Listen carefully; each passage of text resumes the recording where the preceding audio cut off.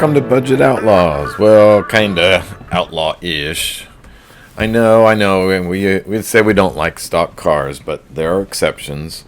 And we were given the option to purchase a wonderful car, a barn find, or a townhouse garage find. Maybe not a treasure by all people, but indeed this is a very special car. It is a 1984 Porsche 944, black on black, that is absolutely amazing.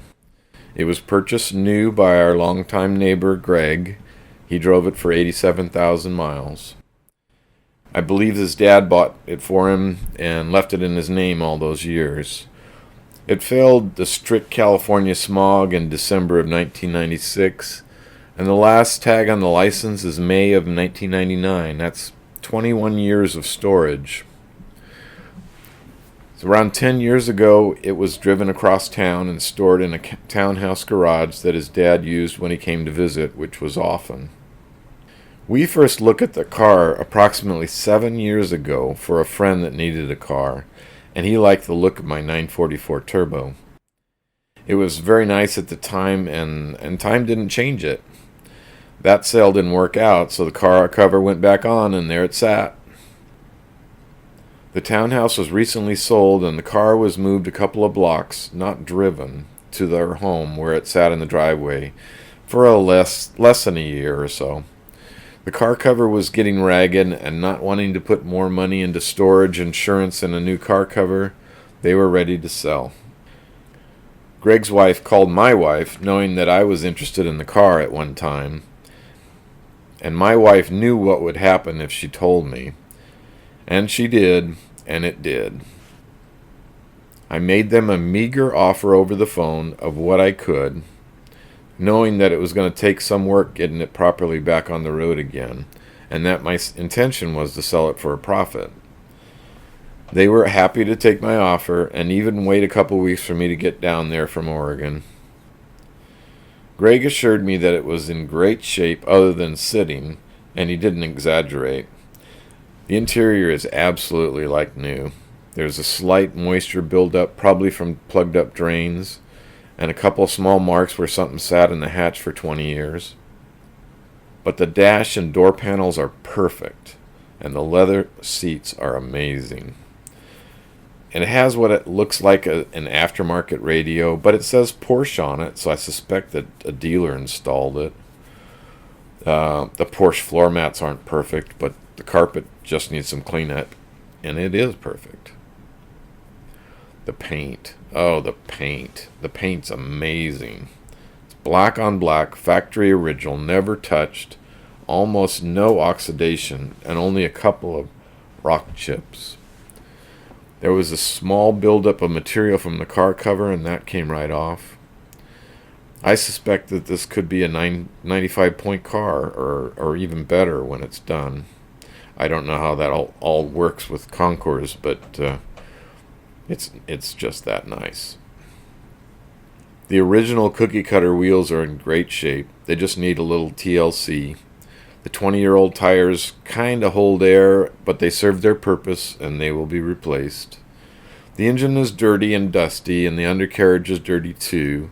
The car was a driver, although very well cared for, and has no nicks in the doors. Well, we pushed it onto the trailer, and they said their goodbyes to us and to the car.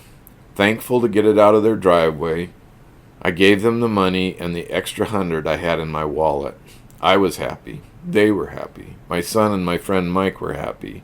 The car was happy. It was a happy experience. We visited for a couple of days, and I expected the car to disappear off the trailer in the middle of the night, but it didn't. So we drove it home 400 miles without incident, and now it's time to get it running and driving. So here's a couple of notes on what it looked like. The aftermarket looking stereo says Porsche, but looks dealer installed. I was able to connect a battery to it, and it works good. The belts have to be replaced. That's just too much of a risk there. And that includes the water pump and rollers. We'll oil down the cylinder walls so that it gets lubed before we turn the engine any at all. And then we'll get to work on the belt job first thing. The power steering reservoir was empty, so that could just be a leak or a hose that's bad. The coolant is really low. Don't know how it would evaporate out, so that could be a leak. The oil is clean and new, looks great.